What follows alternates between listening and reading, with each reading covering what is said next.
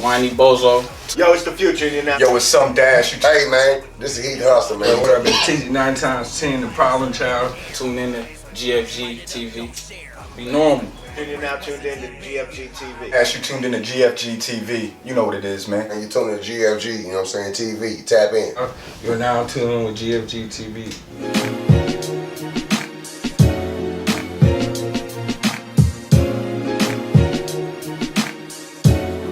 West YouTube, it's your boy Big Ray West. You tuned in to GFG TV. It's D-Man. We tuned in to GFG TV. What was the dope game like back in the 90s? The dope game. Yes, sir. Man, that shit was wild. Like, it was like selling dope was the thing to do around here. You know what I mean? Like fuck school. We selling dope. Because, I mean, everybody want to be like the dope man. It look like his life is flawless. You know what I mean? Like, he got all the women, you know, all the cars, you know what I'm saying, all the clout, all that shit. You know what I mean? So, shit, it was a bunch of motherfuckers on the corner running to the same car. You know what I mean? Yeah. Type shit. You know what I mean? It was Hustle. Yeah. There's a lot of hustle. Yeah. I used to be one of them motherfuckers, man.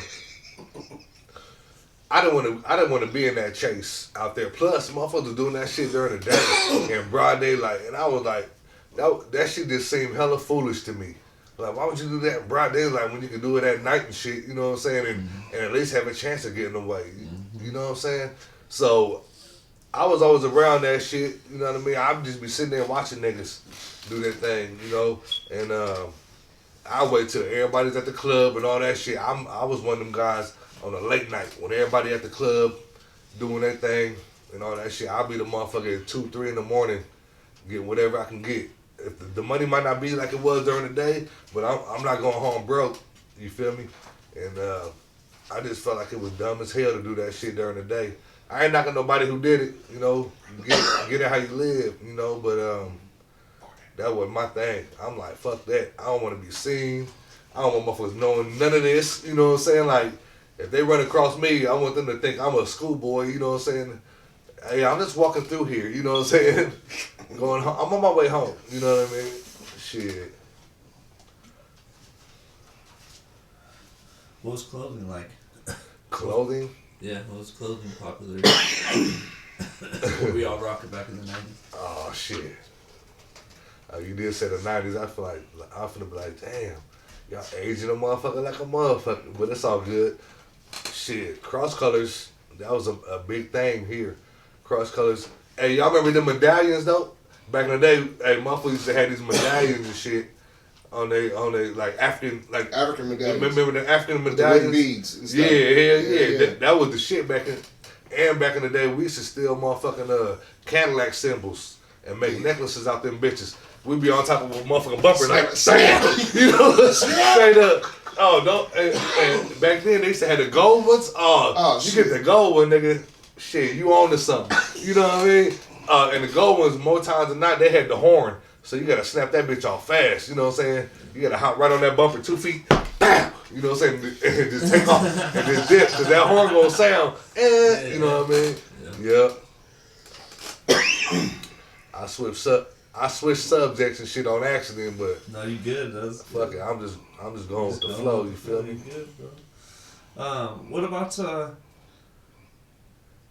gangs in the 90s? You know, like the streets of Des Moines and stuff. Man, motherfuckers was out here tripping for real. See, everybody think Iowa don't be getting down, man. Hey, Iowa been getting down for a lot of years. Like people dying, getting hurt, mothers crying, all that shit, man. It was wild, like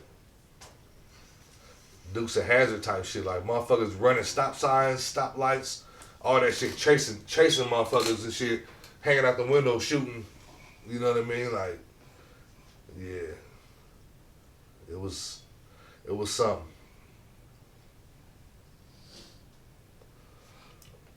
You ever been shot at?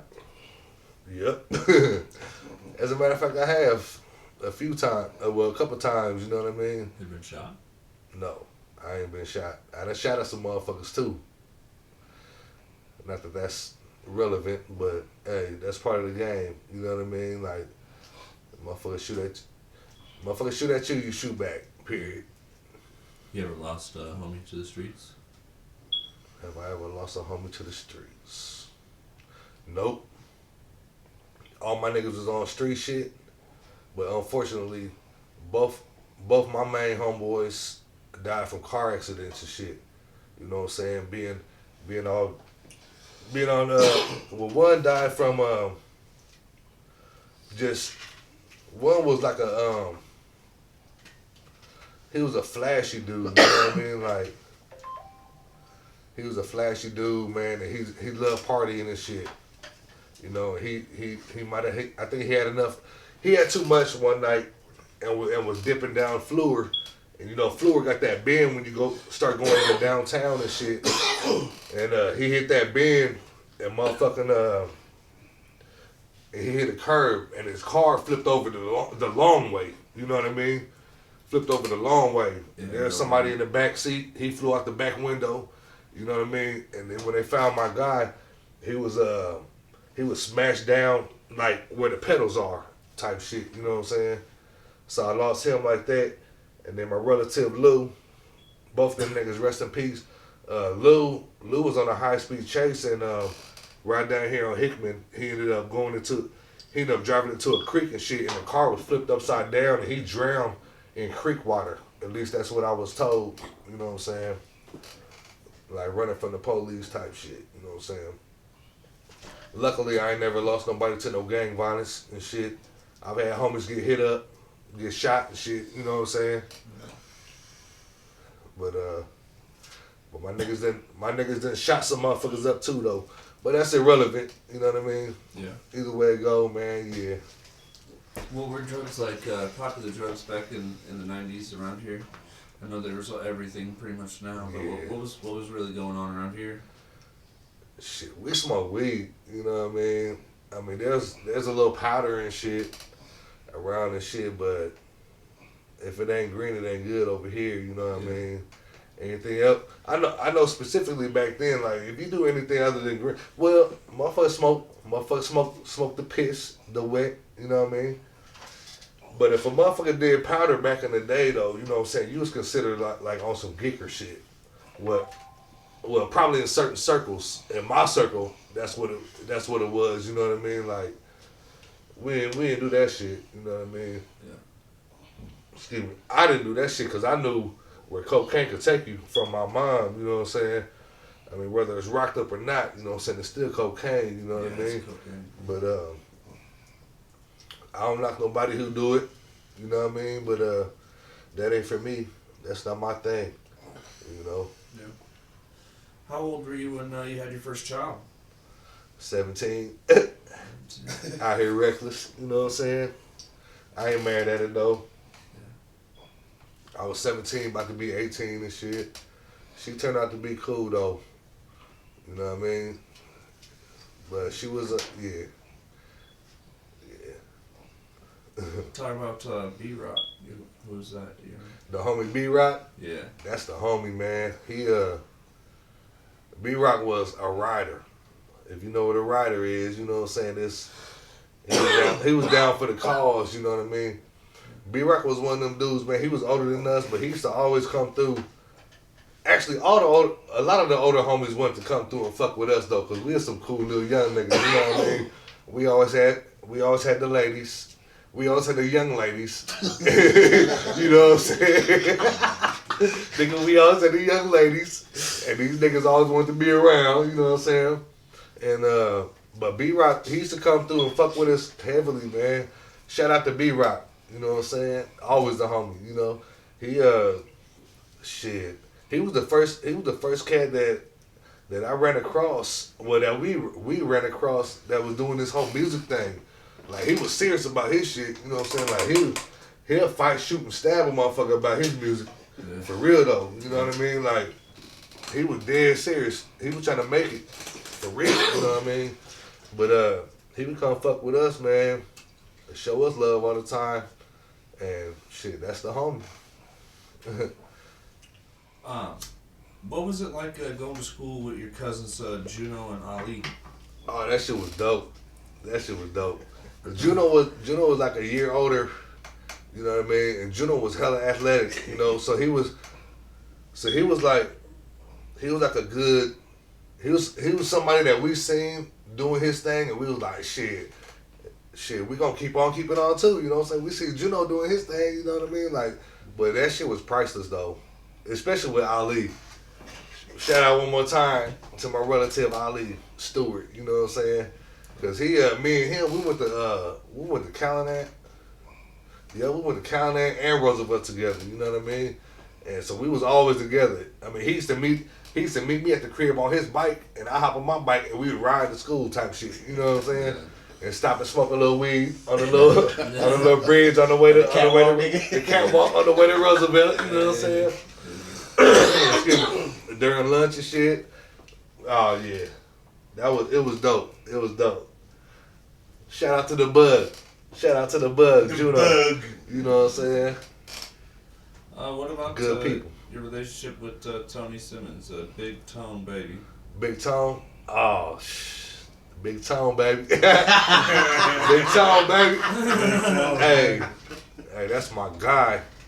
That's like my brother, man. That's like my brother from another mother, just like Flo is, you know what I'm saying? Just like Sandman is, you know what I mean? Mm-hmm. Big Tone, but me and Big the only difference is me and Big Tone went to school together. We went to Greenwood, Callahan, and Roosevelt. So we went to elementary, middle school, and high school together. You know what I mean? And Big Tone, I had to gain his respect though, because Big Tone was he was like a bully ass nigga towards the homies though. You know what I'm saying? Mm-hmm. So it'd be like 6 or 7 of us. You know what I'm saying? And we used to always just mob around just doing random shit. But Big Tom was always the one trying to bully all the homies and shit. You know what I'm saying? I'll tell you a story. I'll tell you how I got his respect. Cause like I said, I grew up rough, man. You know what I'm saying? And I wasn't with the shit. Every time he would bully one of them, I'd be like, shit, that nigga ever come over here if he ever try to do me like that, you know what I'm saying? Like, man, shit, he gonna find out I'm not him. You feel me? So one time we was at Dawes on Ingersoll, nigga, and the nigga tried to flash on me or some shit, you know what I'm saying? And back in the day, Dawes used to have where the bakery is, they used to have this sample tray of cookies and shit. You know what I'm saying? And don't get mad at me for telling this story, my nigga. It's just it's real, and we laugh about this shit all the time. But they used to have this motherfucking tray of cookies, sample cookies and shit on top. And he said something to me, and I was like, what, nigga? And I grabbed a handful of cookies, and I was like, and we played baseball back then, so I hit that nigga with a fastball. That shit was like, you know what I'm saying? From like 20 feet away, you know what I'm saying? And then he ran up on me and shit, and he grabbed me by my collar, and he grabbed me and sat and had me up against the glass, and he was like, nigga, I was like, nigga, I ain't one of them, you know what I'm saying? I'm not one of them, you know what I'm saying? Like, nigga, you ain't finna just, you know what I'm saying? And after that was the point where he was like, all right. Ever since then, me and him been like this, you know what I'm saying? Like, all right, you know what I'm saying? Cause man, some of the other cats, man, they would just let him do anything, and I used to be like, damn, nigga, you know what I'm saying? Like, yeah. True story. True story. You ever spend time in prison? Yeah. I did 8 years in prison. 8 years. What's one thing you learned from prison? One thing I learned. Well, I learned a lot of shit, man. It was like, first and foremost, it was the best thing that ever happened to me in my life. You know what I mean? Because I was on a road where I might have went to prison or died or not, or if I went to prison, I might not have made it out of there. That's where I was headed. But it was the best thing that ever happened to me, man. Because I promised myself that by the time I got out, I was gonna try to be a better person, and so I was gonna surround myself with people in there, you know, that, you know, we all mess up, man, and so I was gonna surround myself with people who had their head on their shoulder that just made bad decisions to get locked up. You know what I'm saying? They got caught up. You know what I'm saying? But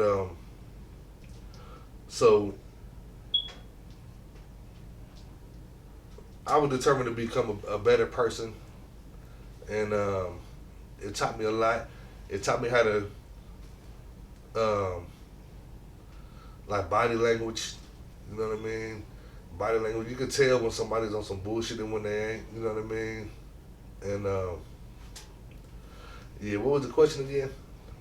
I feel like I'm getting off track. You're just something that you learned from prison. Just to elaborate a little further, I mean, you talk about how you felt before you went to prison. Well, something I learned from prison. First of all, we all know this, man. Everybody that said they're gonna be there, they're not gonna be there. You know, sometimes shit happens. Sometimes out of sight, out of mind. You know what I mean? And also, one of the main things I had to come to grips with myself is I put me there. You know what I'm saying? My decisions, my choices put me there. So I can't blame nobody else for that. You know what I mean? And so, yeah. And I learned that you gotta block this world out in there. Depending on how much time you got, you know what I mean? I mean, your first year is gonna be rough, you know, cause everything's still fresh. You feel me? And it hasn't really sunk in that you about to be laying down for like a lot of calendars. You feel me? And so, yeah, you gotta eventually. What I did for my peace of mind, I just blocked this whole world out. Like every now and then I call back home and shit, you know what I'm saying? My sister, shout out to my sister one more time though, you know what I'm saying? T-Lock, Terica Jackson, you know what I'm saying? She was the one consistent thing that I had when I was locked up. Like she literally wrote me damn near every single week for 8 years straight, you know what I mean? And sent me pictures and shit, and was always making sure that she was in contact with my daughters and spending time with my daughters and shit like that. You know what I mean? And that shit is priceless, you know what I'm saying? Mm-hmm. And I can never thank her enough for that. You know what I mean? But there's also people that you expect to be there and nothing, you know? It is what it is though. We live and we learn, you know? Yeah. How old were you when you got out? Shit, I was 20 when I went in, and I was 28 when I got out and shit, you know what I'm saying? Got my first driver license when I was 28. You feel me? Yes. Yeah. We out here now though. Shit, we out here now though. You feel me? Shit. It's a success story for sure, because you came a long way from that. You know, ever since I've known you, I didn't know that you. You know what I mean? I've only known this you, so yeah. I only know a successful man at this point. So appreciate it. Yes, yep. Appreciate it, man. Yeah. That's my job. What was something that surprised and shocked you after returning home? Man, how to pump fucking gas. Nigga,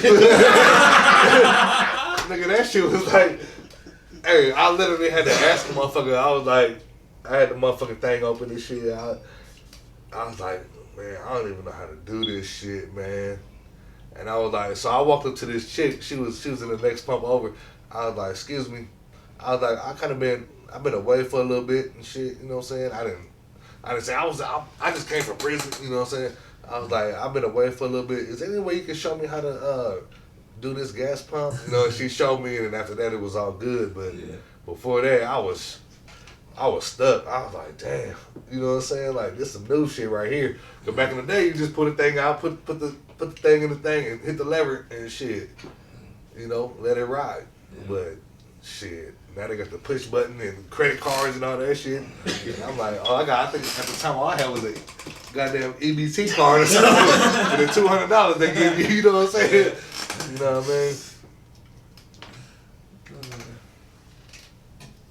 How has prison affected your relationship with your children, if it has? With my kids? Yeah.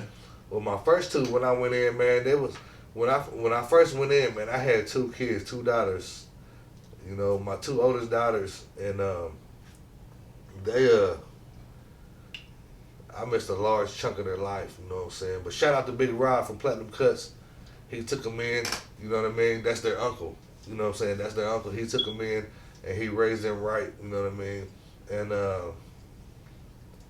motherfucking, that shit hurt though. That's I'm telling you, like the first year is like, oh shit, you ain't really thinking about that type of shit. But after that first year and shit, and you sit down, cause there was a time when I was locked up that when I first got in, I started seeing motherfuckers that I ain't seen in a minute and shit, and it was like, oh, what's up, nigga? Oh, whatever, you know. But then eventually, you sit down and shit. I sat down one time, and I was just looking around and just looking at this shit, and I was like, damn, I gotta do 8 years of this shit. You know what I'm saying? Then I started thinking about my kids and all that shit. I was like, man. That shit broke a motherfucker down. I ain't gonna lie. I had to go to the room for a minute, and I had to have some me time for a second and shit, cause that shit finally hit a motherfucker that I was gonna be gone for a minute, and just thinking about all the shit that I was gonna be missing. You know what I mean? But I've already apologized about that shit at least 2 or 3 times. You know what I'm saying? And so they understand. We've talked about it. You know what I mean? We've talked about it. They understand me. They understand why I stand and where I'm coming from. And it's all love. And I love them young ladies. You know what I'm saying? And shout out to Marcasia and Shyla. You know what I'm saying? Shit. You know what I mean? And the grandbabies. You know what I mean? And yep. They out here. They strong young women. You know what I'm saying?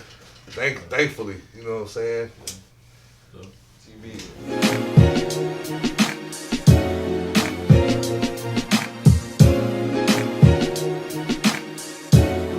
West YouTube, this your boy Big Ray West. You tuned in to GFG TV.